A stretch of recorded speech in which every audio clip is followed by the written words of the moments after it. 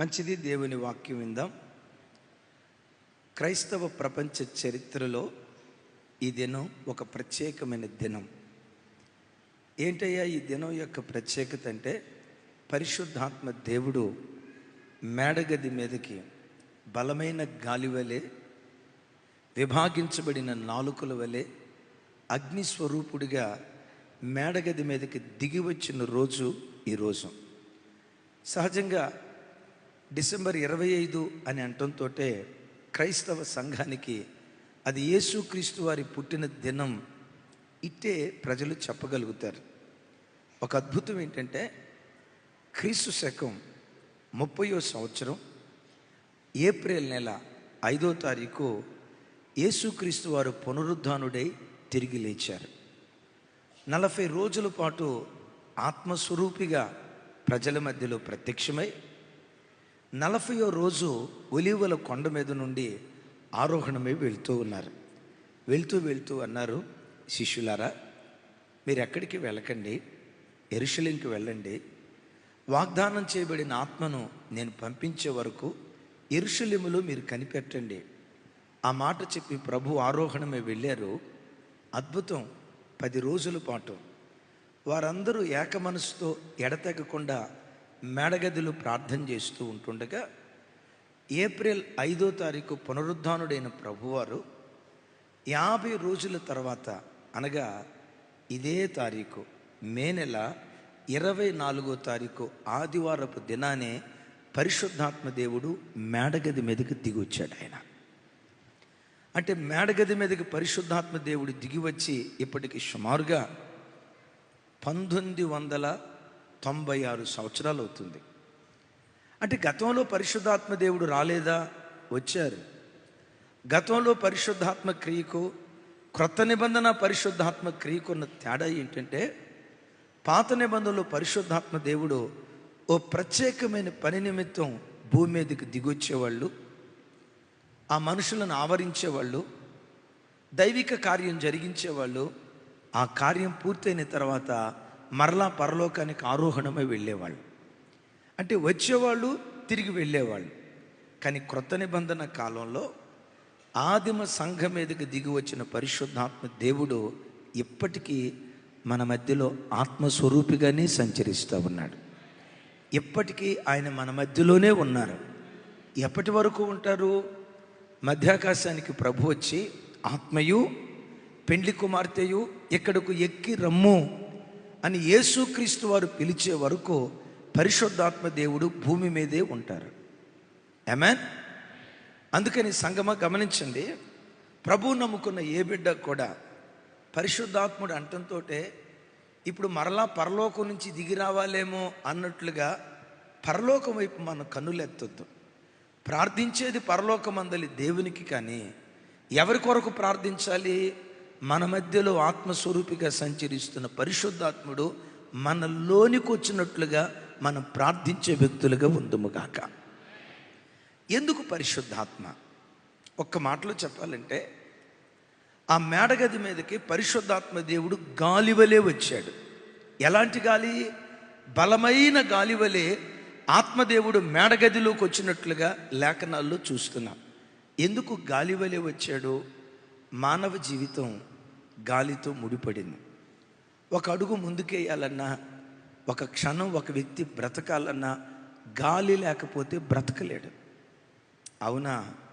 మీకేమైనా ప్రయోగం చేయాలనుకుంటే మీరు కూర్చున్న చోటే ముక్కు ఒక పావు గంట మూసుకోండి. ఆ తర్వాత పరదేశులము ప్రియులారా పరదేశులము పాట పాడకపోతే నన్ను అడగండి.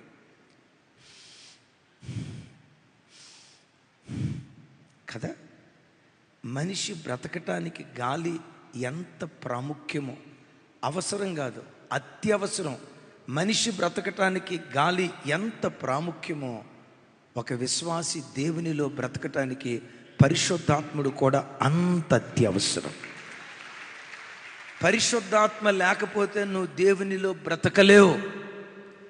గాలి పీల్చకపోతే మనుషుడు బ్రతకడు అనేది ఎంత ఖచ్చితమో, గాలి లేకపోతే రెప్పపాటు కాలం కూడా మనిషి మనుగడ కొనసాగించలేడు అనేది ఎంత వాస్తవమో, నీటి బాప్తిస్మం పొందిన క్రైస్తవుడు అగ్ని బాప్తిస్మం పొందుకోకపోతే క్రీస్తులో బ్రతకలేడు అనేది అంతే ఖచ్చితం. ఎప్పుడెప్పుడు పరిశుద్ధాత్మ పొందాలి? ఆదివారం మందిరానికి వచ్చినప్పుడా? నో. ఉజ్జీవంగా పాటలు పాడినప్పుడా? నో. ఆరాధించేటప్పుడా? కాదు. గాలి ఎప్పుడు పీలుస్తాం? చర్చికి వచ్చినప్పుడా? గాలి ఎప్పుడు పీలుస్తాం? బ్రతకాలంటే గాలి ప్రతి క్షణం పీలుస్తాం. ప్రతి క్షణం గాలి యొక్క ఉనికిని అనుభవిస్తూ ఉంటాం. గాలి ఉనికిని ప్రతి క్షణం అనుభవిస్తున్నట్లుగానే ఒక విశ్వాసి పరిశుద్ధాత్మ ఉనికిని ప్రతి క్షణం అనుభవించేటువంటి వాడిగా ఉండాలి. గాలి లేకపోతే పరిస్థితి ఏమవుతుంది? మీలో కొంతమందికి తెలిసి ఉండొచ్చు. మేబీ 2 నెలల క్రితం చిత్తూరు జిల్లా, మేబీ ఇప్పుడు అన్నమయ్య జిల్లా అయినట్లుంది, అతను 2 వీలర్ కాస్త బోరుకు వచ్చిందని మెకానిక్ ఇచ్చాడు. ఆ మెకానిక్ కొత్త బోరు వేశాడు. అయితే ఒక మాట అన్నాడట, రాత్రంతా దీని ఇంజిన్ ఆడాలయ్యా, ఆ తర్వాత దీన్ని వాడాలి.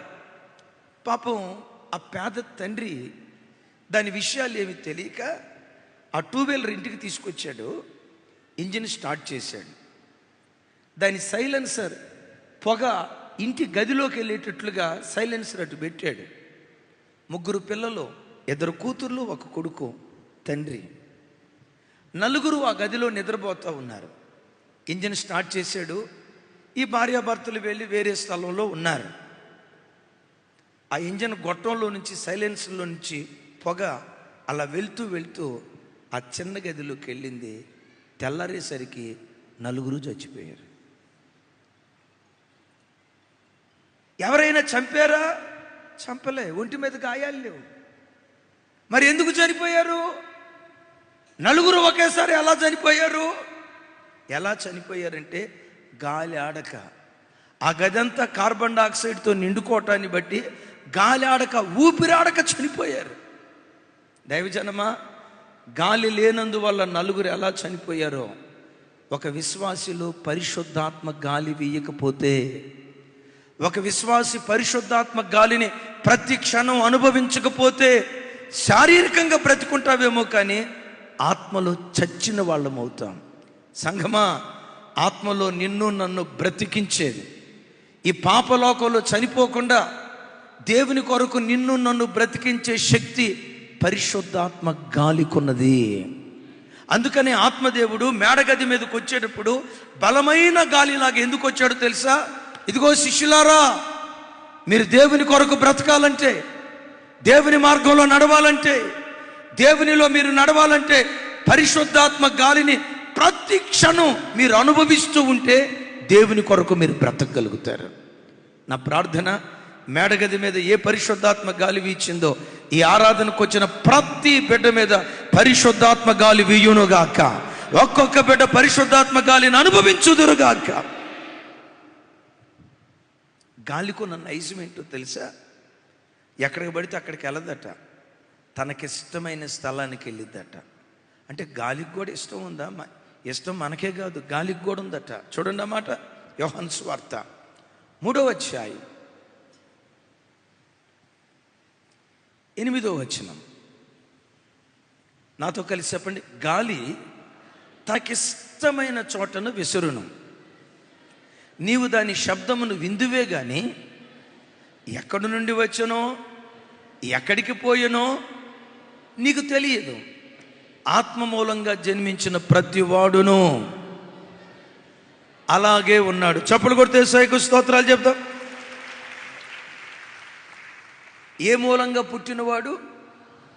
ఆత్మ మూలంగా పుట్టినవాడు. క్రైస్తవ జనమా, నా వైపు చూడండి. క్రైస్తవ సంఘానికి 3 బాప్తిస్మాలు కావాలి. 1 నీటి బాప్తిస్మం, 2 పరిశుద్ధాత్మ బాప్తిస్మం, 3 అగ్ని బాప్తిస్మం. సంఘంలో ఉన్న ప్రతి బిడ్డ, నేను బాప్తిస్మం తీసుకున్నానండి, నీటి బాప్తిస్మం తీసుకున్నాను. నీటి బాప్తిస్మంతో నువ్వు ఆగకూడదు. నీటి బాప్తిస్మం పొందిన ప్రతి క్రైస్తవుడు చెప్పే కదా, పరిశుద్ధాత్మ బాప్తిస్మం పొందుకోవాలి. ఏంటి పరిశుద్ధాత్మ? గాలి. గాలి లేకపోతే మనిషి బ్రతకలేడు. మంచిది అయ్యా, గాలి నా మీదకు రావాలంటే నేనేం చేయాలి? వాక్యంలో చూసాం కదా, గాలి తనకిష్టమైన చోటికి విసురును. ఎక్కడికి విసురుతుందట? గాలి ఎవరికి గుర్తని చెప్పుకున్నాం? పరిశుద్ధాత్మకు గుర్తని చెప్పుకున్నాం కదా. పరిశుద్ధాత్ముడు కూడా కొన్ని ఇష్టాలు ఉంటాయి, కొన్ని అయిష్టాలు ఉంటాయి. ఇష్టాలు మనకున్నాయా లేవా? అయిష్టాలు మనకున్నాయా లేవా? ఏమండి, మనకి ఇష్టాలు ఎలా ఉంటాయో పరిశుద్ధాత్మ దేవునికి కూడా కొన్ని అయిష్టాలు ఉన్నాయి.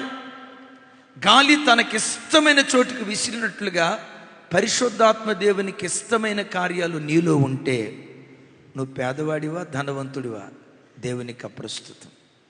నువ్వు కులంతుడివా కులహీనుడివా దేవునికి అప్రస్తుతం. నువ్వు అమెరికా వాడివా ఇండియా వాడివా అప్రస్తుతం. దేవునికి ఇష్టమైన ఆత్మదేవునికి ఇష్టమైన గుణం నీలో ఉంటే పరిశుద్ధాత్మ గాలి నీలో వేయటం ప్రారంభిస్తాడు. ఆయన నీలో వేయటం ప్రారంభిస్తాడు. అద్భుతం. ఈ పెంతుకోస్తు దినాన విచిత్రం ఏంటో తెలుసా?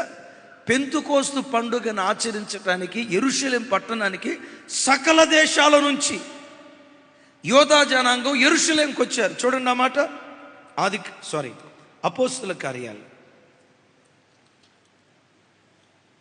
2వ అధ్యాయం 5వ వచనం నేను చదువుతాను. అపోస్తుల కార్యం 2వ అధ్యాయం 5వ వచనం నాతో కలిసి. అపోస్తుల కార్యం 2వ అధ్యాయం 5వ వచనం నేను చదువుతాను. ఆ కాలమున ఆకాశము క్రింద నుండి ప్రతి జనములో నుండి వచ్చిన భక్తి గల యూదులు యెరూషలేములో ఉండిరి. విన్నారు ఇక్కడ? యెరూషలేములో ఎవరెవరున్నారట?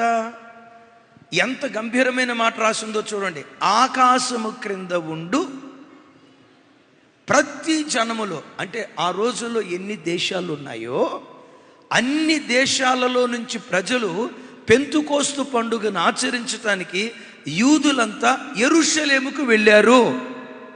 చరిత్రకారులు చెప్తారు, ఈ పెంతుకోస్తు పండగకే క్రీస్తు శకం 30వ సంవత్సరం మే నెల 24వ తారీఖు ఈ పెంతుకోస్తు పండగకే భారతదేశం నుంచి కూడా కేరళ ప్రాంతం నుంచి కొంతమంది యూదులు యెరూషలేంకి వెళ్ళారట. అంటే ఇప్పుడు యెరూషలేం ఎలా ఉంది? కిక్కిరిసిపోయింది. వేల కొలది కాదు, లక్షల కొలది ప్రజల చేత యెరూషలేం పట్టణం నిండుకుంది. ఒకవైపు పండగ జరుగుతుంది, ఇంకొక వైపు లక్షల కొలది ప్రజలు యెరూషలేంకి వచ్చారు. యెరూషలేములో దేవాలయం ఉంది, ప్రధాన యాజకుడు ఉన్నాడు, యాజకులు ఉన్నారు. విచిత్రం ఏంటంటే పండగకు వచ్చిన వారి మీదకి పరిశుద్ధాత్ముడు రాలా. యెరూషలేములో ఉన్న మందిరం మీదకి పరిశుద్ధాత్మ గాలి వీయలా. యాజకుల మీదకి పరిశుద్ధాత్మ గాలి వీయలా.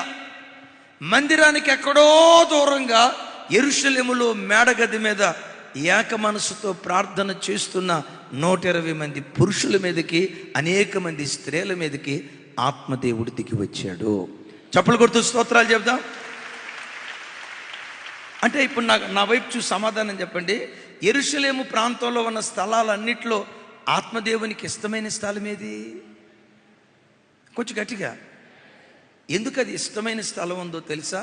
ఆయనకి ఇష్టమైన కార్యాలు ఆ మేడగదిలో జరుగుతున్నాయి గనుక. ఏంటి ఆత్మదేవునికి ఇష్టమైన కార్యాలు? చూడండి, అపోస్తుల కార్యం 1వ అధ్యాయం 14వ వచనం నాతో కలిసి చెప్పండి అందరూ. వీరందరూ వీరితో కూడా కొందరు స్త్రీలను, యేసు తల్లి అయిన మరియయు ఆయన సహోదరులను, పెద్దగా చెప్పాలి ఇక్కడ, ఏక మనస్సుతో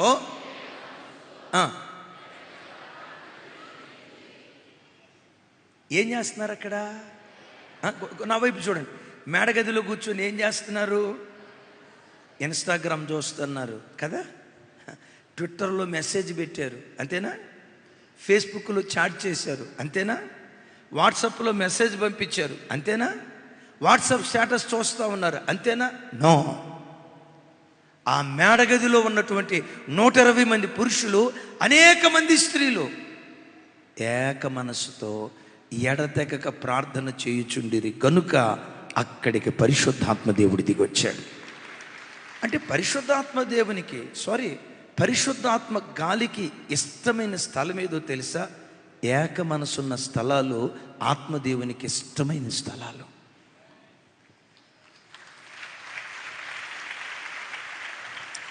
అంటే ఆత్మదేవుడు ఎక్కడికి వస్తాడు? ఏక మనసున్న స్థలాల్లోకి వస్తాడు. తమ్ముడు, నా వైపు చూడు. నీకు నీ భార్యకు ఏక మనసు ఉందా? యవన బిడ్డలారా, మిమ్మల్ని ఒక మాట అడుగుతా. మీ తల్లిదండ్రులతో మీకు ఏక మనసు ఉందా? దేవుడు మీకు ఇచ్చిన ఈ దివ్యమైన సంఘానికి మీరు వచ్చారు కదా. మేము రమ్మంటే మీరు రాలేదు సుమి. దేవుడే తన ఆత్మ ప్రేరేపణ చేత మిమ్మల్ని ఆధ్యాత్మికంగా బలపరచాలని, మీకు ఒక సత్తువ కలిగిన సంఘాన్ని ఇవ్వాలని, కంచెగలిగిన తోటలో మిమ్మల్ని దాచాలని ఈ పరిచర్యను మీరు దేవుని మూలంగా పొందుకున్నారు. మేమిస్తే వచ్చింది కాదు, మేము పిలిస్తే వచ్చింది కాదు. అపోస్తలుడైన పౌలు గారు అంటారు కదా, ఈ పరిచర్య ప్రభు వలన నేను పొంది తిని. ఆమేన్. ఈ పరిచర్య మీరు ఎవరి వలన పొందారు? నేనంట, ప్రభు వలన పొందిన ఈ పరిచర్యలో మీకు మీ తోటి విశ్వాసులకు ఏక మనసుందా? ఒక కప్పు కింద బ్రతుకుతున్న 10 మంది శరీరాలు 10 ఉండొచ్చు. మేడగదిలో ఉన్న విచిత్రం ఏంటంటే శరీరాలు 120, మనస్సు మాత్రం ఒకే మనస్సు. మీ ఇంట్లో 10 శరీరాలు, మీ ఇంటిలో 10 శరీరాలు ఉండనే గాక మనస్సు ఒక్కటైతే ఆత్మదేవుడు అక్కడికి దిగి వస్తాడు. ఎందుకో తెలుసా? అది ఆత్మదేవునికి ఇష్టమైన స్థలం. తమ్ముడు, నీ భార్యతో నువ్వు గొడవ పడేవాడివైతే నీ ఇంట్లో ఆత్మదేవుడు ఉండటానికి ఇష్టపడ్డావు. తల్లిదండ్రుల మీద తిరుగుబాటు చేసేవాడివైతే ఆత్మదేవుడు నీతో ఉండటానికి ఇష్టపడ్డావు. ఇంట్లో నలుగురుంటే నలుగురిది 4 దారులైతే ఆత్మదేవుడు ఆ ఇంట్లో ఉండటానికి ఇష్టపడ్డావు. నేనంట, ఆత్మదేవుడు ఆ స్థలంలో ఉండకపోతే ఆత్మదేవుడు ఉన్న స్థలంలో ఎవరుంటారు? ఇదొక పెద్ద ప్రశ్న. అపవాది వాడు అక్కడ అల్లాడుతూ తన కార్యాలు జరిగిస్తాడు. నా చేతులెత్తి దీవిస్తున్నా, మీరు ఏ ప్రాంతం నుంచి వచ్చారో, ఎక్కడ బ్రతుకుతున్నారో, మీ ఇంటిలో అపవాదికి ఎంత కూడా చోటు దొరక్కుండును గాక. అపవాదికి ఎంత కూడా అవకాశం మీరు ఇవ్వకుందురు గాక. మీరు ఏ ప్రాంతాల్లో బ్రతుకుతున్నారో యేసు నామం పేరిట మీ గృహమంతా పరిశుద్ధాత్మ తాకిడి చేత నింపబడును గాక. మీ ఇల్లు ఆత్మవశమగును గాక. ఆత్మదేవుడే మీ గృహమంతటిని తన మహిమ కొరకు స్వాధీనపరుచుకొనును గాక.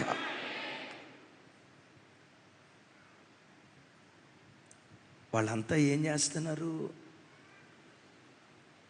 ఎడతెగక ప్రార్థన చేయుచుండిరి. అంటే ఆత్మదేవునికి ఇష్టమైన స్థలం ఏది? ప్రార్థించే స్థలం, మొరపెట్టే స్థలం, విజ్ఞాపన చేసే స్థలం. అయిలరా, ఏ ఇంటిలో ప్రార్థన జరుగుతుందో, ఏ ఇంటిలో విజ్ఞాపన జరుగుతుందో, ఏ ఇంట్లో ప్రజలు కూడుకొని ప్రభు సన్నిధిలో ప్రార్థిస్తారో, మేడగది మీదకి దిగి వచ్చిన పరిశుద్ధాత్ముడు ఆ ఇంటిలోని కూడా దిగి వస్తాడు. ఆ ఇంటిలోని కూడా దిగి వస్తాడు. మిమ్మల్ని అంట, మీ ఇంట్లోకి పరిశుద్ధాత్మ దేవుడు దిగి రావాలని ఆశపడుతున్నారా? నేనంట, ప్రతిరోజు సాయంత్రం కుటుంబ ప్రార్థన చేసుకోండి. కుటుంబ సపరివారంగా దేవుని సన్నిధిలో మోకరించి క్రీస్తు బలిపీఠాన్ని చేరి ఒక్కర్త గంట, భార్యాభర్త పిల్లలు కలిసి ఒక్కర్త గంట ప్రతిదినం కుటుంబంలో కుటుంబ ప్రార్థన చేసుకోండి. ప్రార్థించే స్థలాలలోకి పరలోకము నుండి గగనమును చీల్చుకొని ఆత్మదేవుడు మన ఇంటిలోనికి దిగివచ్చును గాక. అంతేనా? దానికి మించి ఆత్మదేవునికి ఇష్టమైన స్థలం ఏదో తెలుసా? లోపాలు సరిచేసుకున్న స్థలం అంటే ఆత్మదేవునికి చాలా ఇష్టం. క్రొత్త ముద్దగా, క్రొత్త వ్యక్తిగా ఎవరైతే మారుతారో, మారిన వ్యక్తులంటే ఆత్మదేవునికి చాలా ఇష్టం. ఇక్కడ మేడగది మీద కనపడుతున్న 120 మంది ఉన్నారే, వీళ్ళు ఎంత మారినోళ్ళు చెప్పమంటారా? నా వైపు చూడండి, చాలా శ్రద్ధగా వింటున్నారు. ఈ 120 మంది ఏక మనస్సుతో ఎడతెగక ప్రార్థన చేయుచుండిరి. సరే, 120 మందిని ప్రక్కన పెడదాం. 12 మంది అపోస్తులు ఉన్నారు కదా, మీ అందరిని అడుగుతాను, టకమని సమాధానం చెప్పండి. ఒకప్పుడు ఈ 12 మంది అపోస్తుల మధ్యలో ఏక మనసు ఉండేదా, ద్విమనస్సు ఉండేదా? ఏక మనసు ఉండేదా, విభేదాలు ఉండేవా?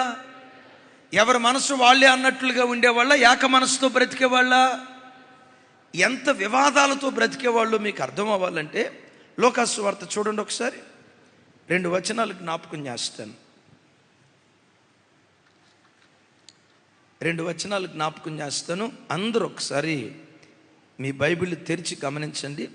లూకా సువార్త 9వ అధ్యాయం 46వ వచనం, అలాగే లూకా సువార్త 22వ అధ్యాయం 24వ వచనం.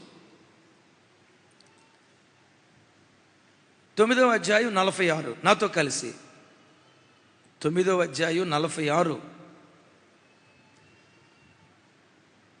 నాతో కలిసి. తమలో ఎవడు గొప్పవాడో అని వారిలో తర్కము పుట్టగా.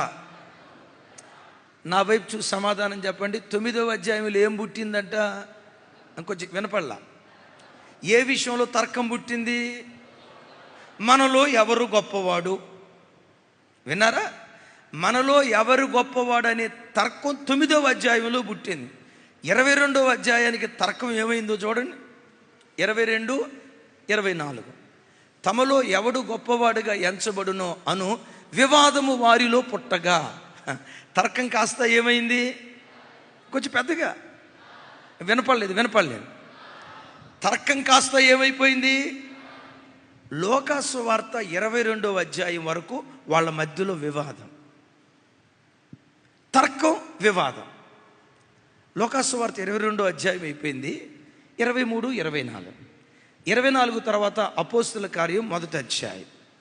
విచిత్రం చూడండి, 2 అధ్యాయాల మధ్య ఎన్ని దినాల వ్యత్యాసం ఉందో తెలుసా? జస్ట్ 40 రోజులు. ఈ 40 రోజుల్లో వాళ్ళు ఎంత మారారో తెలుసా? నేను గొప్ప అని తర్కించిన వాళ్ళు నేను గొప్ప అని ఒకరి కాళ్ళను పట్టుకొని ఒకళ్ళు పట్టుకొని వివాదపడిన వ్యక్తులు 40 రోజులు గడిచిన తర్వాత మేడగదికి వచ్చేసరికి ఏక మనసుతో వాళ్ళు బ్రతకటం ప్రారంభించారట. గట్టిగా చెప్దాం ఆమేన్. ఇక్కడ నాకు ఆశ్చర్యాన్ని కలుగు చేసే మాట, 12 మంది అపోస్తులు ఉన్నారు. అక్కడ సీక్వెన్స్ చూడండి. ఆ 12 మంది అపోస్తులతో పాటు తమ్ముడు 1:14 కొందరు స్త్రీలు, యేసు తల్లి అయిన మరియా, ఆయన సహోదరులు అక్కడ ఉండిరి. నాతో కలిసి చెప్పండి. వీరందరూ అంటే ఎవరు? 12 మంది అపోస్తులు. అఫ్కోర్స్ యోధా లేడు వాళ్ళల్లో. 11 మంది అపోస్తులు, వీరితో కూడా కొందరు స్త్రీలు, యేసు తల్లి అయిన మరియా, ఆయన సహోదరులను ఏక మనసుతో ఎడతెగక ప్రార్థన చేయుచుండిరి. మరియమ్మ తల్లి పేరు ఏ స్థానంలో రాయబడి ఉంది? మొదట అపోస్తులు, తర్వాత స్త్రీలు, ఆ తర్వాత ఒకవేళ ఈ బైబిలే కనుక మా రోమన్ క్యాథలిక్ వాళ్ళకి ఇచ్చుంటే మా మరియమ్మ తల్లి పేరు ఫస్ట్ రాసి ఉండేవాళ్ళు. తల్లి మరి అక్కడ ఉండేను, యేసు ప్రభు సహోదరులు అక్కడ ఉండేను, శిష్యులు అక్కడ ఉండేను, అనేక మంది స్త్రీలు అక్కడ ఉండేనని ఈ సీక్వెన్స్లో రాసేవాళ్ళు. తల్లి మరియా ఎంత దీనురాలో చూడండి.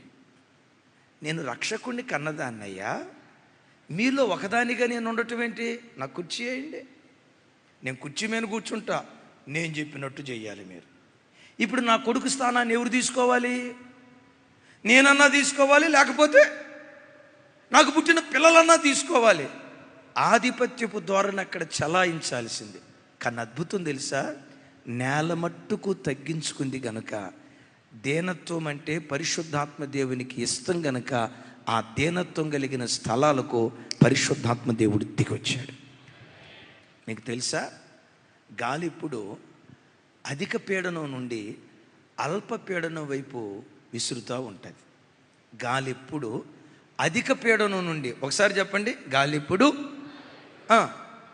అధిక పీడనం నుండి అల్పపీడన వైపు విస్తరిస్తూ ఉంటుంది. అల్పపీడనం దేనికి గుర్తు తెలుసా? దేనత్వానికి గుర్తు. ఎంత దీనురాలిగా బ్రతుకుతావో ఆత్మదేవుడు నిన్ను అంతగా ఆవరించడం ప్రారంభించును గాక. రైట్.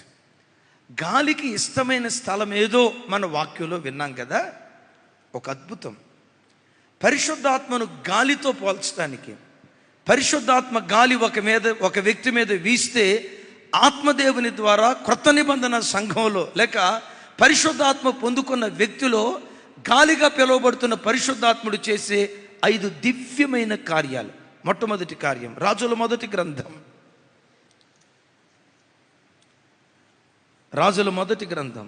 19వ అధ్యాయం 11వ వచనం.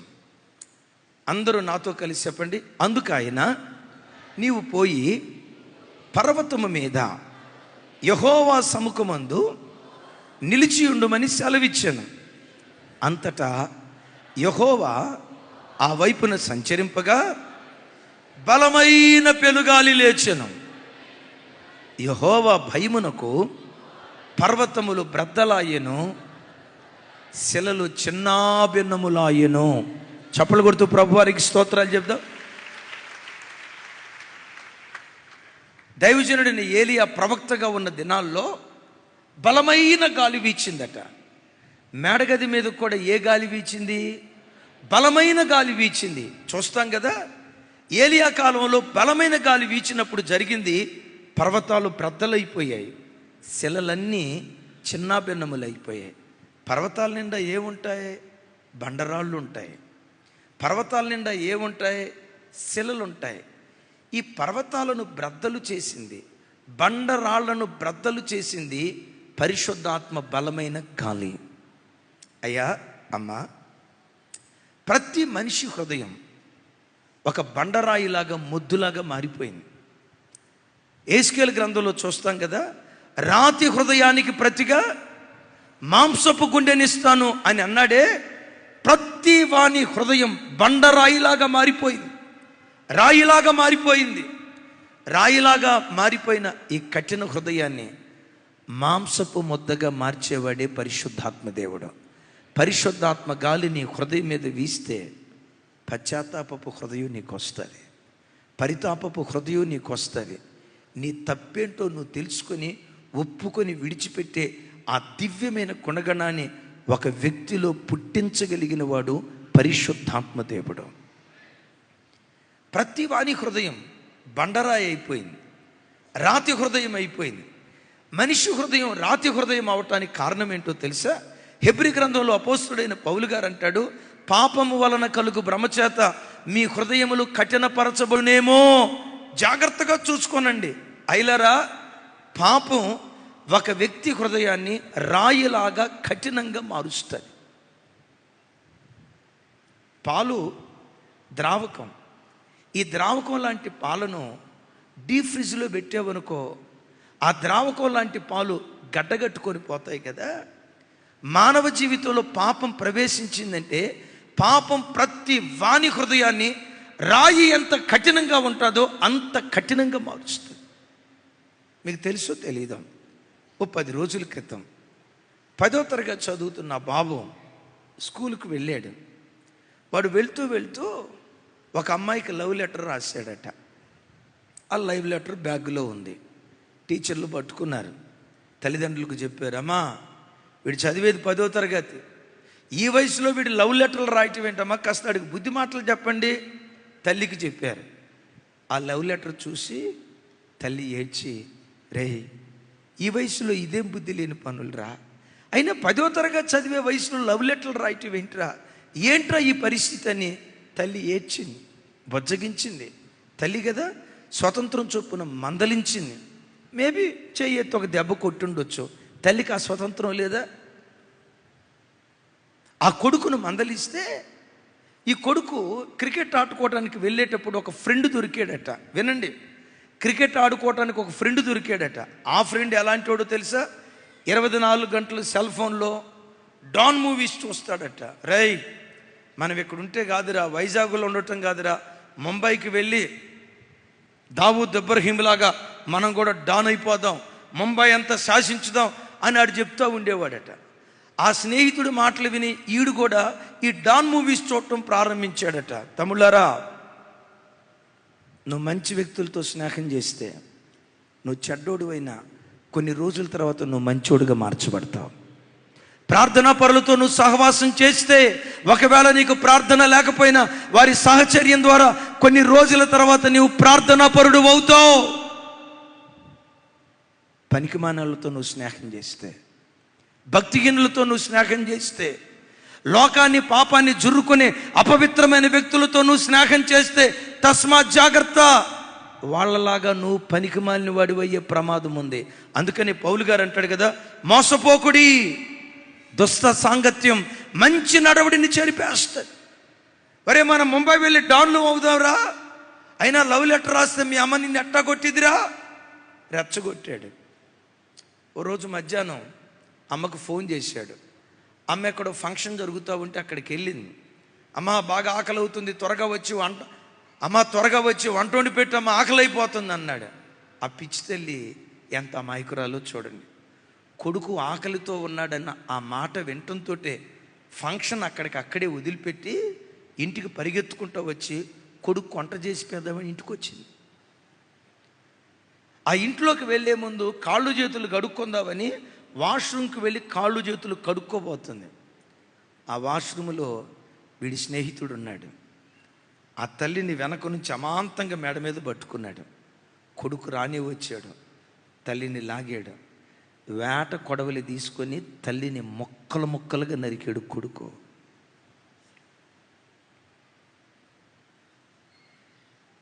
వేట కొడవలి తీసుకొని కన్న తల్లిని, ఎందుకు కన్న తల్లి ఇంటికి వచ్చింది? వాడి ఆకలి తీరుతామని, మొత్తం అన్నం వండి పెడతామని.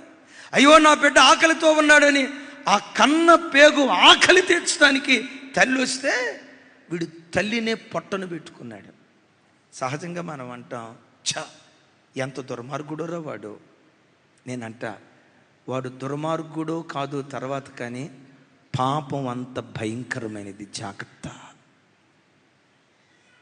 ఈ వాక్యం వింటున్న మీలో ఎవరైనా ఏ పాపపు వ్యసనంలో నువ్వు కూరుకుపోయినా, పాపపు వ్యసనంలో కూరుకుపోయిన వాడికి, అది నా తల్లి, ఇది నా చెల్లి, వీడు నా కడుపున పుట్టిన కొడుకు, నా కడుపున పుట్టిన కూతురులు, ఈ ప్రేమ ఆప్యాయత అనురాగాలు ఉండో. రాయి ఎంత కఠినంగా ఉంటుందో, రాయికి ఎలా వాత్సల్యం ఉండదో, పాపంలో బ్రతికేవాడు కూడా అంత కఠినుడిగా మారిపోతాడు. తమ్ముళ్ళారా నా వైపు చూడండి. మీలో ఎవరైనా డ్రగ్స్కి బానిసలైన వాళ్ళు ఉంటే, మాదక ద్రవ్యాలకు బానిసలైన వాళ్ళు ఉంటే, వ్యసనాలకు బానిసలైన వాళ్ళు ఉంటే, అమ్మ మీద ప్రేమ నీకు ఉండదు, కన్న తల్లిదండ్రుల మీద ప్రేమ నీకు ఉండదు, చివరికి కడుపున పుట్టిన పిల్లల మీద ప్రేమ అనేది నీ డిక్షనరీలో ఉండదు. ఎందుకో తెలుసా? పాపం మానవ హృదయాన్ని రాయిలాగా కఠినంగా మారుస్తుంది. ఒక శుభవార్త, రాయిలాగా కఠినంగా మారిపోయిన మానవ హృదయాలను బ్రద్దలు చేయగలిగిన శక్తి పరిశుద్ధాత్మ గాలికి ఉంది. పరిశుద్ధాత్మ గాలి ఒక వ్యక్తి హృదయంలో వీస్తే, పరిశుద్ధాత్ముడు ఒక వ్యక్తిని తాకితే, పరిశుద్ధాత్మ దేవుడు ఒక సంఘములో ఉన్న వ్యక్తులను ఆవరించగలిగితే, రాతి హృదయాలు ఏవేవైతే ఉన్నాయో ఒక్కొక్క రాతి హృదయాన్ని బ్రద్దలు చేస్తూ శిలలన్నిటినీ చిన్నాభిన్నంగా మార్చి రాతి హృదయాన్ని మాంసపు ముద్దగా మార్చగలిగిన శక్తి ఒక్క పరిశుద్ధాత్మ దేవునికే ఉంది. దీని గురించే యేసుక్రీస్తు వారు యోహాను సువార్తలో ఏమంటారు చూడండి. ఆ మాట యోహాను సువార్త, అందరూ చూడండి. యోహాను సువార్త 16వ అధ్యాయం 7-8 వచనాలు నాతో కలిసి. అయితే నేను మీతో సత్యము చెప్పుచున్నాను, నేను వెళ్ళిపోవటం వలన మీకు ప్రయోజనకరము. నేను వెళ్ళని యొడల ఆదరణకర్త మీ యొద్దకు రాడు. నేను వెళ్ళిన యొడల ఆయనను మీ యొద్దకు పంపుదును.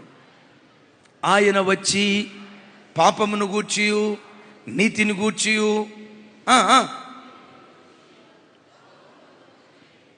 మానవ జీవితంలో ఏ మనిషి అయినా చివరికి నాతో సహా ఎదుటోళ్ళ తప్పు చెప్తా, ఎదుటోళ్ళ తప్పు చెప్పటానికి ఆశపడతా, ఎదుటోళ్ళ తప్పును గూర్చి వినటానికి చెవు కోసుకుంటా, కానీ నా పెదవులతో నా తప్పు చెప్పలేను, ఒప్పుకోలేను. నాకు దైవ సేవకురాలికి దేవుని కృప గొడవ కాలేదు, చెప్తున్నా. గొడవ అయిందనుకో, తప్పు నాదైనా నా స్వభావం ఎలాంటిదో తెలుసా? ఆవిడదే తప్పు, ఆవిడ వల్లే నేను ఇట్లా అయిపోయా, నా తప్పు నేను చెప్పను. కానీ ఆత్మగాలి వీస్తే నీ తప్పేంటో నీకు తెలియచేసి నీ తప్పును ఒప్పుకునేటట్లుగా ఆత్మదేవుడు నీ హృదయాన్ని రేపటం ప్రారంభిస్తాడు. పాపమును గూర్చియు, నీతిని గూర్చియు, తీర్పును గూర్చియు ఆత్మదేవుడు నిన్ను ఒప్పింపజేయటం ప్రారంభిస్తాడు. అసలు చూడండి, 7వ వచనంలోనేమో ఆదరణకర్త అన్నాడు, 8వ వచనానికి వచ్చేసరికి ఏమన్నాడు? పాపాన్ని గూర్చి, నీతిని గూర్చి, తీర్పును గూర్చి ఒప్పింపజేస్తాను అన్నాడు. నేనంట పాపం లేని పవిత్రమైన బ్రతుకు ఎప్పుడు నెమ్మదిగా ఉంటుంది. పాపం లేకుండా పవిత్రంగా బ్రతికే జీవితంలో దొరికినంత ఆదరణ ప్రపంచంలో ఇంకో చోట దొరకదు. ఆదరణకర్త అని చెప్పి ఆత్మదేవుడు ఎలా ఆదరణిస్తాడు? పాపాన్ని ఒప్పుకుంపజేసి ఆ పాపంలో నుంచి నేను బయటకు తీసుకొచ్చి పవిత్రంగా బ్రతికే కృప పరిశుద్ధాత్మ దేవుడు ఇస్తాడు గనుక తద్వారా మనకు ఆదరణ కలుగుతుంది. హల్లెలూయా! కొంచెం గట్టిగా చెప్దాం, హల్లెలూయా! ఏం చేస్తాడట ఆత్మదేవుడు? మనలోనికి వచ్చి రాతి హృదయాన్ని బద్దలు చేసి పాపమును గూర్చి, నీతిని గూర్చి, తీర్పును గూర్చి ఒప్పింప చేస్తాడు. ఒప్పుకోలు ఎక్కడుంటుందో ఏం జరిగిద్దో తెలుసా? అతిక్రమములు దాచిపెట్టువాడు వర్ధిల్లుడు, వాటిని ఒప్పుకొని విడిచిపెట్టువాడు దేవుని కనికరాన్ని పొందుతున్నాడు. నా ప్రార్థన, ఈ దినం నీ మీదకి దేవుని కనికరం దిగివచ్చునుగాక. ఒక్కొక్క బిడ్డను దేవుని కటాక్షం ఆవరించునుగాక. అయితే దేవుని కటాక్షం దిగి రావాలంటే ఆమెనన్నంత మాత్రం దిగిరాదండి. ఎవరి మీదకి దిగి వస్తుంది? తన పాపాన్ని ఒప్పుకొని ఎవడు విడిచిపెడతాడో వాని మీదకి దేవుని కనికరం దిగి వస్తుంది. ఎవరు ఒప్పుకుంటారు? ఆత్మగాలి వీచిన వాడే పాపాన్ని ఒప్పుకోగలుగుతాడు. అలాంటి ఒప్పుకోలు మనసు దేవుడు మనకిచ్చినట్లుగా 2 చేతులు ఎత్తి చప్పలు కొడుతూ స్తోత్రాలు చెప్దాం.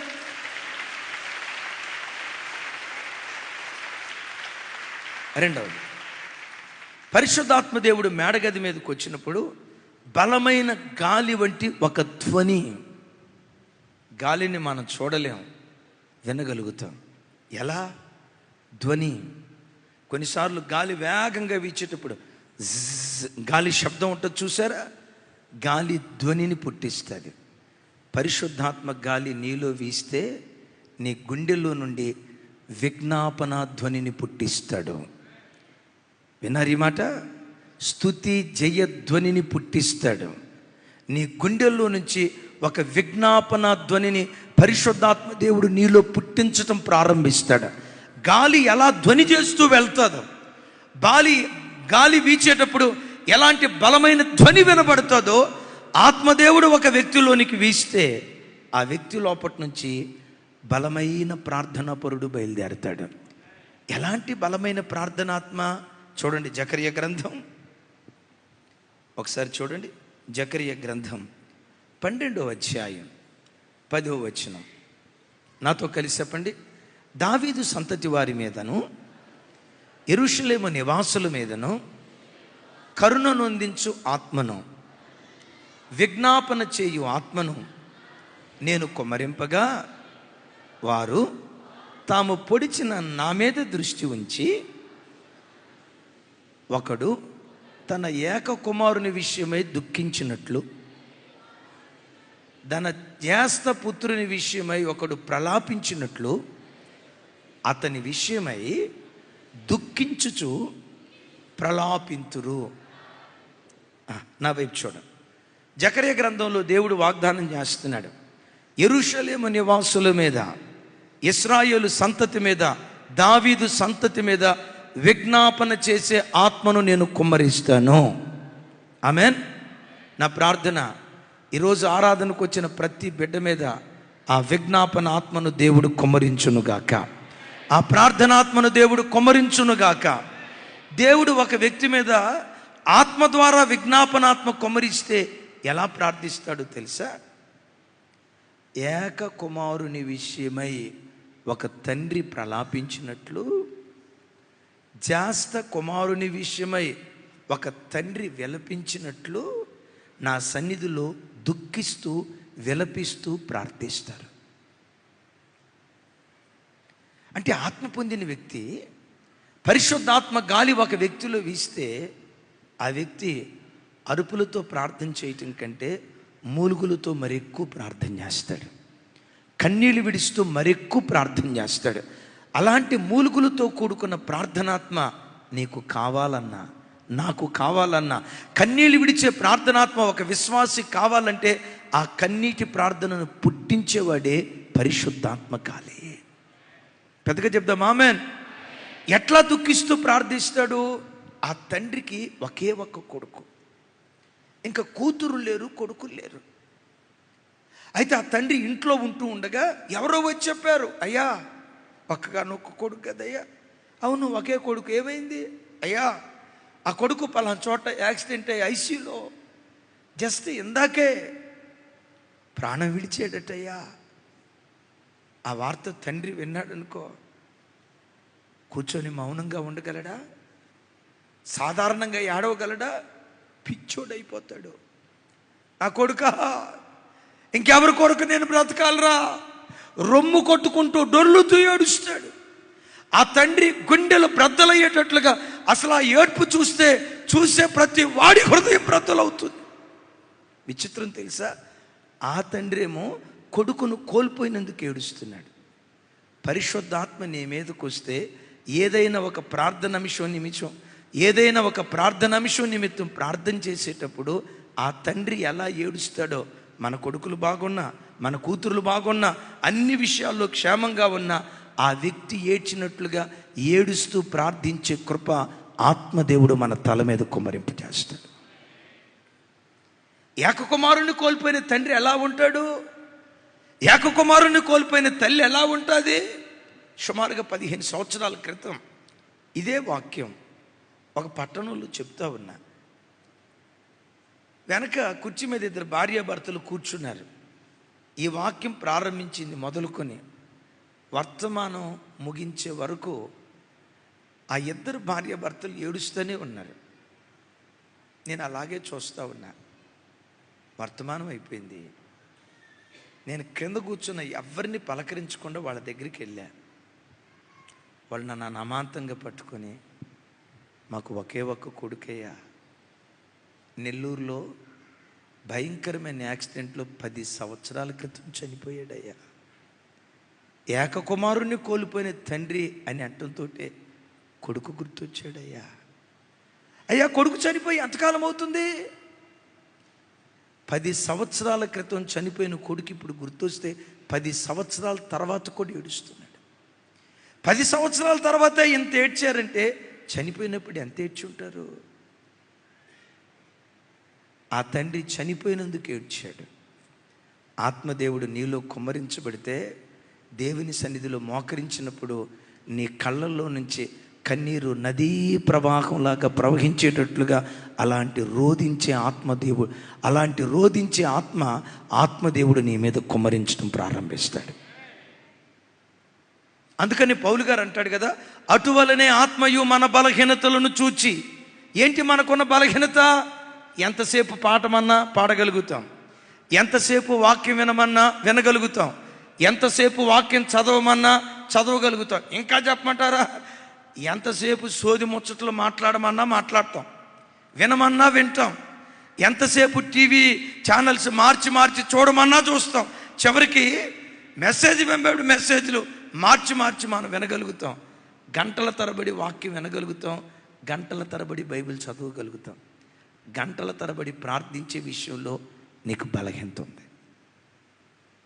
ఆత్మదేవుడు నీ బలహీనత చూసి పరిశుద్ధాత్మ గాలిలాగా ఆయన నీలో వేస్తే గంటల తరబడి ప్రార్థించే ఆ గొప్ప కృప ఆత్మదేవుడు నీలో కుమ్మరించడం ప్రారంభిస్తాడు. అలాంటి ప్రార్థనాత్మ ఒక వ్యక్తికి కావాలంటే మేడగది మీదకి పరిశుద్ధాత్మ దేవుడు బలమైన గాలి వలె వీచినట్లుగా వీస్తే, ఒకటి పశ్చాత్తాపం మనలో పడుతుంది, రెండవది ప్రార్థనాత్మ మనలో పుట్టడానికి దేవుడు కృప చూపిస్తాడు. ఎందుకు పరిశుద్ధాత్మ దేవుడు గాలిలాగా వచ్చాడు? 3వ మాట చూడండి. ఆదికాండం 2వ అధ్యాయం 7వ వచనం.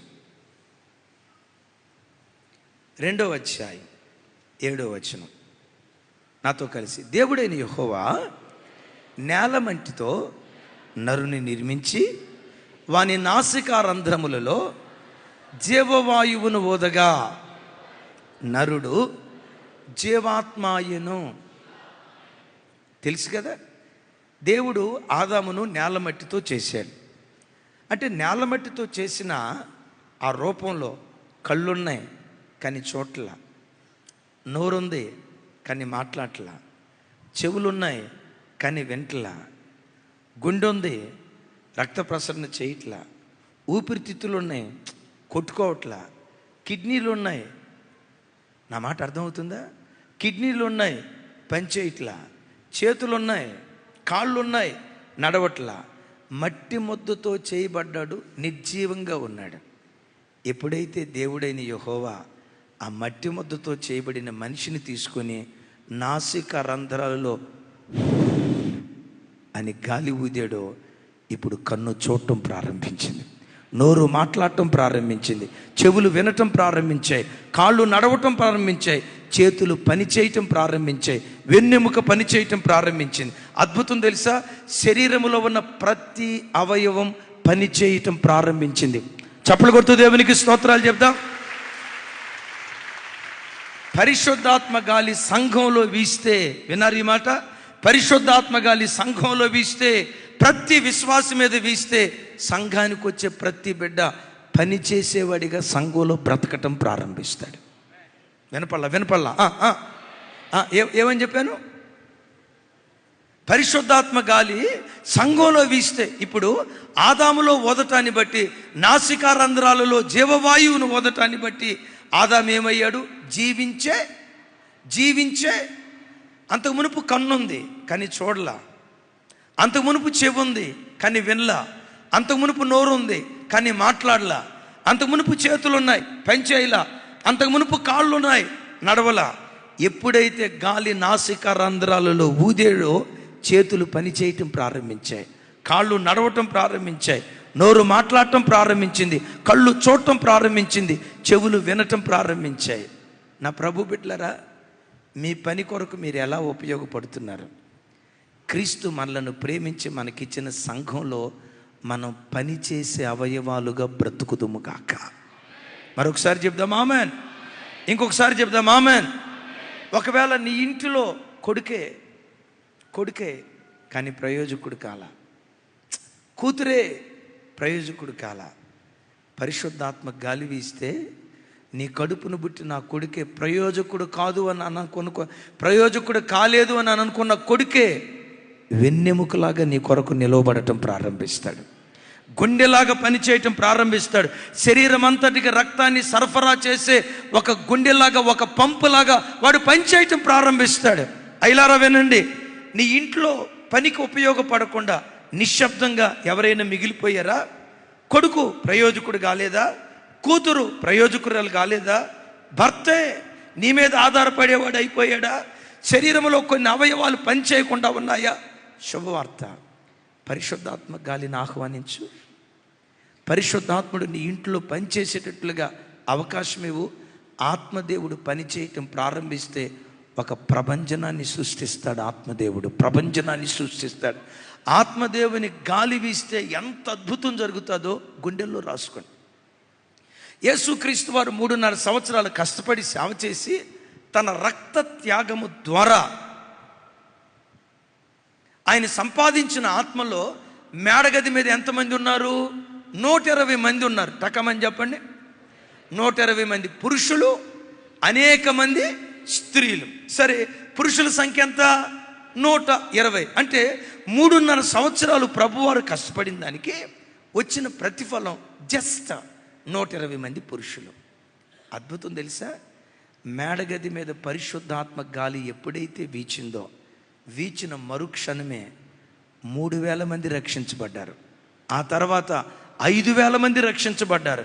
ఈ 3,000 మంది రక్షించబడిన వారిలో ప్రపంచంలో ఎన్ని దేశాలు ఉన్నాయో ఆ దేశాల నుంచి ప్రజలందరూ వచ్చారు. పేతురు వారు ప్రసంగించినప్పుడు ప్రసంగం విన్నారే, ఆ విన్న ప్రజలు ఒకేసారి ఆత్మదేవుడి దిగొచ్చింది 120 మంది మీదకే. కానీ ఆ వర్తమానం విన్న తర్వాత ఒకేసారి 120 దేశాలకు సువార్త వెళ్ళటానికి దేవుడు కృప చూపించాడు. మిమ్మల్ని అడుగుతా, యేసయ్య 3.5 సంవత్సరాల కష్టం ద్వారా వచ్చిన ప్రతిఫలం ఎంత? చెప్పే కదా సార్. అమ్మ ఎంతమంది? యేసయ్య 3.5 సంవత్సరాల కష్టం ద్వారా వచ్చిన ప్రతిఫలం జస్ట్ 120. పరిశుద్ధాత్మ గాలి వీస్తే 120 3,000 అయ్యారు, 120 5,000 అయ్యారు. ఆ 120 ప్రపంచమంతా విస్తరించడానికి దేవుడు కృప చూపించాడు. అందుకనే నా వైపు చూడు. నీ జీవితంలో ఒకే మాటను, ఏ పని ప్రారంభించినా శక్తి చేత కాదయ్యా, బలము చేత కాదయ్యా, పరిశుద్ధాత్ముడా నా ఇంట్లో అడుగుపెట్టు. నిశ్శబ్దంగా ఉన్న నా భర్త, నిష్ప్రయోజనంగా ఉన్న నా కొడుకులు, వాళ్ళు ప్రయోజకులుగా మారేటట్లుగా ఆత్మదేవా నువ్వు పని చేయటం ప్రారంభించని ఆత్మదేవుడిని ఆహ్వానిస్తే శక్తి చేత కాదు, బలము చేత కాదు, దేవుడు తన ఆత్మ ద్వారా నీ జీవితంలో కార్యాలు చెయ్యునుగాక. హల్లెలూయా. ఆత్మదేవుడు పనిచేశాడు. ఒకేసారి విస్ఫోటనం. ఇశ్రాయేలు దేశానికి మాత్రమే పరిమితమైన యేసుక్రీస్తు రాజ్య వార్త ఒకేసారి 120 దేశాలకు విస్తరించడానికి దేవుడు కృప చూపించాడు. అఫ్కోర్స్ అక్కడ 16 దేశాలు లిస్టెడ్ చేయబడ్డాయి, కానీ ఆకాశము క్రింద ఉన్న సకల దేశాలు అన్నాడుగా. ఒకేసారి ప్రపంచమంతా దేవుని సువార్త విస్తరించడానికి దేవుడు కృప చూపించాడు. అమ్మా నా వైపు విను. ఆత్మగాలి నీలో వేయకపోతే నీ కళ్ళు ఉంటాయి, కానీ వాక్యం చదవలేవు. వాక్యం చదివే విషయంలో గుడ్డిదాని అయిపోతావు. ఒకవేళ వాక్యం చదివినా ధర్మశాస్త్రమందు నిక్షిప్తమై ఉన్న మర్మాలు నీకు విప్పబడో గుడ్డివాడి అయిపోతావు. వాక్యం చదువుతావు, నీకు అర్థం కాదు. ఒకవేళ అర్థమైన అక్షరం నీకు అర్థమవుతుంది, కానీ అక్షరం వెనుకున్న ఆత్మజ్ఞానం నీకు అర్థం కాదు. అక్షరం వెనుకున్న ఆత్మజ్ఞానాన్ని బయలుపరిచేవాడే పరిశుద్ధాత్మ గాలి. పరిశుద్ధాత్మ గాలి నీలో లేకపోతే దేవుని వాక్యాన్ని సరిగ్గా వినలేవు. ఒకవేళ వినిన దాని ప్రకారం నువ్వు బ్రతకలేవు. పరిశుద్ధాత్మ గాలి నీలో లేకపోతే, అయిలారా వినండి, పరిశుద్ధాత్మ గాలి నీలో వీయకపోతే నోరుంటుంది, ప్రజలతో మాట్లాడతావు, కానీ దేవునితో మాట్లాడే విషయంలో మోగోడు అయిపోతావు. ప్రభువుని గూర్చి పాడే విషయంలో మోగోడు అయిపోతావు. ప్రభువుని గూర్చి కీర్తించే విషయంలో నువ్వు మోగదాని అయిపోతావు. మరలా ఉద్యోగ స్థలానికి వెళ్ళావా, డబ్బాల్లో రాళ్ళు వేసినట్లుగా లొడలోడ మాట్లాడగలుగుతావు, కానీ ప్రార్థనలోకి వచ్చరికి నీకు మాటలు రావు. పాడదామంటే నోరు పెగలదు. చచ్చిన సేవలాగా నిశ్శబ్దమైపోతావు. గొంతుంది, నోరుంది. ఆ నోరు మాట్లాడే నోరుగా ఉండాలంటే పరిశుద్ధాత్మ గాలి నీలో వీచునుగాక. పెద్దగా చెప్దాం ఆమేన్. పరిశుద్ధాత్మ గాలి నీలో వీచునుగాక. గట్టిగా చెప్దాం హల్లెలూయా. పరిశుద్ధాత్మను 4వది గాలితో పోల్చడానికి కారణం ఏంటంటే, ఇప్పుడు ఒక మాట, క్యాండిల్ ఉంది, క్యాండిల్ వెలిగించాం, వెలుగుతూ ఉంది.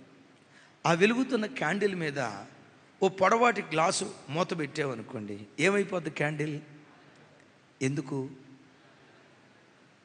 నోరు తెరిచి. దీనికి ఏం సైంటిస్టులు కావాల్సిన అవసరం లేదమ్మా, ల్యాబొరేటరీకి వెళ్ళి చూడాల్సిన అవసరంలా. టకమని చెప్పండి, ఎందుకు ఆరిపోయింది అంటే గాలి ఏం చేస్తుంది? గాలి మంటను ఆర్పిద్దా? నీకు దండం తల్లే. గాలి మంటను ఆర్పదు, మంటను రేపుతుంది గాలి. ఆమేన్. ఇంకోసారి చెప్దాం ఆమేన్. మంటను రేపేదేది? వినపల్లా గట్టిగా చెప్పాలి. మంటను రేపేదేది? ఒక స్థలంలో మంట పగపగపగమని మండేటట్లుగా మంటను రేపేది పరిశుద్ధాత్మ గాలి. వాక్యం వింటున్న బిడ్డలారా, దేవుడు తన వాక్యం ద్వారా నీలో ఒక మంట పుట్టించాడు. ఏమని? ఈ సినిమాలొద్దో, ఈ పాప ప్రపంచం వద్దో, ఈ చిన్న జీవితం బ్రతికితే నా యేసు కొరకు బ్రతకాలి, ఈ అపవిత్రపు లోకం నాకొద్దు. ఈ చిన్న జీవితంలో బ్రతికితే బ్రతుకుట క్రీస్తే, చావైతే లాభం. ఎంతకాలం భూమి మీద బ్రతుకుతా? ఏ రోజు, ఏ గడియ, ఎప్పుడు నా ప్రాణం పోతాదో తెలీదు. అల్పకాలపు సుఖభోగాల కొరకు నేను పరిగెత్తొద్దు. ఒకవేళ పరిగెత్తితే శాశ్వత లోకం కొరకు పరిగెత్తాలి, పరలోకం కొరకు పరిగెత్తాలి, ప్రభు కొరకు పరిగెత్తాలి. వాక్యం ద్వారా దేవుడు ఈ మంట నీ గుండెల్లో రేపాడు. ఆమేన్. రేపాడా లేదా? ఏమో డౌట్ అన్నట్టు చూస్తున్నారు ఏంటండి? రేపాడా లేదా? నేనంట ఆ మంట లేకపోతే మీరు మందిరానికి ఎందుకు వస్తారు? దేవుడే మీ గుండెల్లో ఆ మంట పుట్టించకపోతే ఎందుకు మీరు బాప్తిస్మం తీసుకుంటారు? వాక్యం విన్నప్పుడు దేవుడు మీ గుండెల్లో మంట రేపాడు. ఏమని? అయ్యా, శరీరంతో పాపం చేయకపోవటం మాత్రమే కాదయ్యా, నా హృదయపు తలంపుల్లో కూడా నేను పాపం చేయకూడదు, నా చూపుల్లో కూడా నేను పాపం చేయకూడదు, హృదయపు తలంపుల్లో కూడా పాపము లేని పవిత్రమైన జీవితం నాకు కావాలి. వాక్యం ద్వారా దేవుడు నీ గుండెల్లో ఆ మంట రేపాడు. అయితే ఈ మంట చల్లారిపోకుండా ప్రతి దినం ఆ మంట భగభగమని అంటూ ఆ మంట ప్రతిరోజు మండాలంటే పరిశుద్ధాత్మ గాలి నీలో వేయటం ప్రారంభించాలి. నీలో ఆ మంట చల్లారిపోకుండా, వినారు ఈ మాట? నీలో ఆ మంట చల్లారిపోకుండా కొత్త సంవత్సరం పుట్టించే మంట వారంతో ఆరిపోద్ది.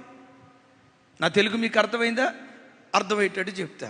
డిసెంబర్ 30వ తారీఖు నుంచి డిసెంబర్ చివరి నుంచి 20వ తారీఖు నుంచి కొత్త సంవత్సరం వస్తుంది కదా, రోజుకు 3 అధ్యాయాలు చదవాలా, రోజుకు వచ్చి 3 గంటలు ప్రార్థన చేయాలా, పొద్దున్నే 4ంటికి లేవాలా, చచ్చినా బతికిన ప్రతిరోజు కుటుంబ ప్రార్థన చేసుకోవాలా. ఎన్ని తీర్మానాలు చేసుకున్నాము! అద్భుతం. నూతన సంవత్సరం గుండెల్లో మంట రేపింది. ఆ మంట ఎన్ని రోజులు ఉంటుంది? మొదటి వారం సూపర్, 2వ వారం బ్యాటరీ డౌన్, 3వ వారం పూర్తిగా డిశ్చార్జ్ అయిపోద్ది. నూతన సంవత్సరం పుట్టించే మంట 3 వారాలే ఉంటుంది. ఆత్మదేవుడు పుట్టించే మంట నిరంతరము నిలవబట్టడానికి దేవుడు చూపిస్తాడు. హల్లెలూయా! మంట మండుతూ ఉండాలంటే, మండించిన మంట ప్రతి క్షణం రేగుతూ ఉండాలంటే ఆ స్థలం మీద గాలి వేయాలి. క్రైస్తవ సంఘమా, నువ్వు మండించబడ్డావు, దేవుని వాక్యం చేత రగిలించబడ్డావు.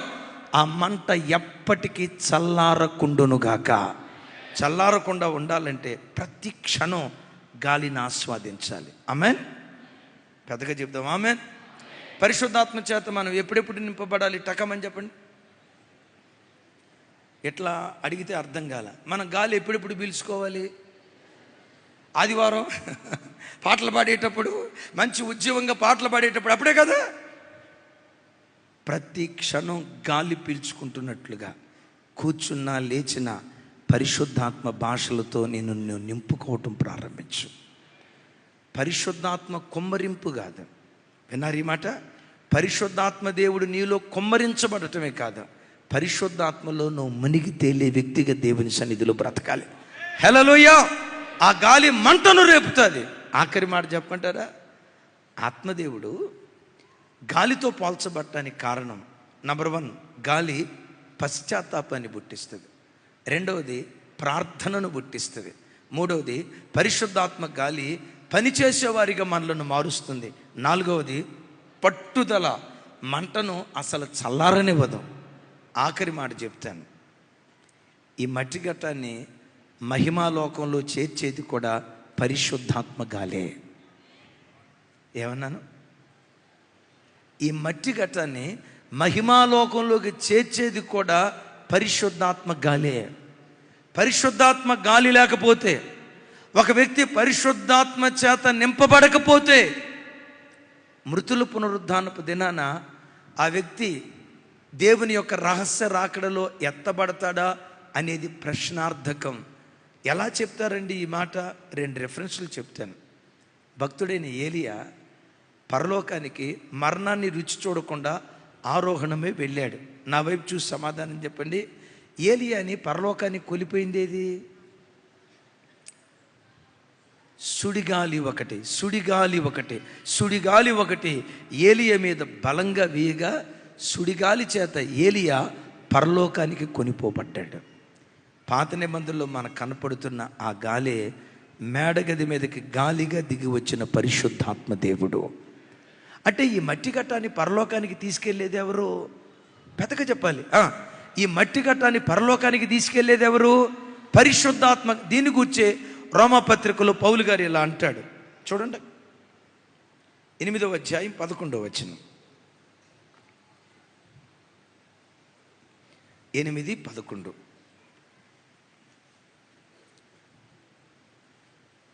నాతో కలిసి చెప్పండి. ఇది ప్రార్థన చేసుకుందాం. ఇక మృతులలో నుండి యేసును లేపిన వాని ఆత్మ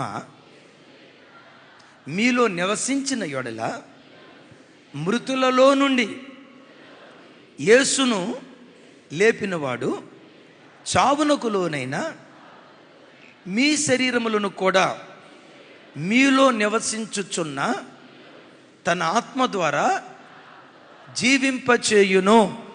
చప్పలు కొడితే యేసయ్యకు స్తోత్రాలు చెప్దాం. ఒక్కసారి నా వైపు చూడండి, ఇక నేను ముగిస్తున్నా. నాతో కలిసి చెప్పండి.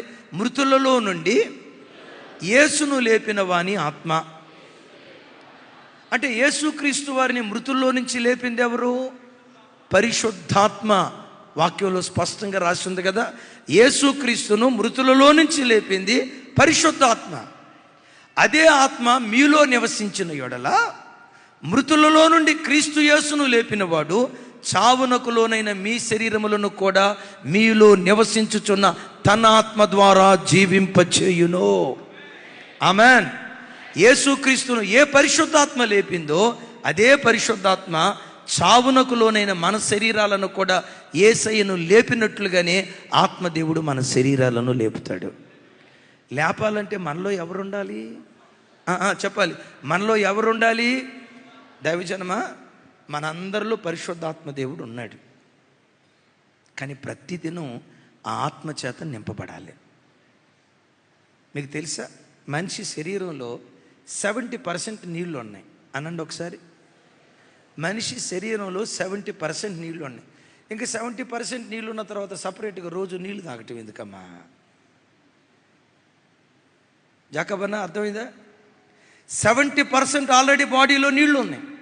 మరి 70% నీళ్ళు ఉన్నా ప్రతిరోజు నీళ్ళు తాగటం ఎందుకు? శరీరంలో నీళ్ళు ఉన్నాయి అనేది ఎంత వాస్తవమో, ప్రతిదినం ఆ నీళ్ళని ఎలా త్రాగుతామో, ఆత్మదేవుడు మనలో ఉన్నాడు. ప్రతిదినం ఆ ఆత్మ చేత మరెక్కువగా మనం నింపబడుతూ రావాలి, మరెక్కువగా నింపబడుతూ రావాలి. ఆ ఆత్మ గాలి సంఘం మీద వీస్తే, ముగిస్తున్న, పశ్చాత్తాపం పడుతుంది, ప్రార్థన పడుతుంది. విన్నాం కదా, పని చేసేవారిగా ఉంటాం, పట్టుదల, చివరికి పునరుద్ధానపు శక్తిని ఇస్తాడు. ఇంతకీ ఆత్మదేవుడు ఎక్కడ వేస్తాడు? తనకిష్టమైన స్థలం, కనిపెట్టే వారి మీద వేస్తాడు, ఏక మనసు కలిగిన వారి మీద వేస్తాడు, ప్రార్థించే వారి మీద వేస్తాడు, ఆశగొన్న వారి మీద వేస్తాడు. ఆశగొన్న ప్రాణాలను దేవుడు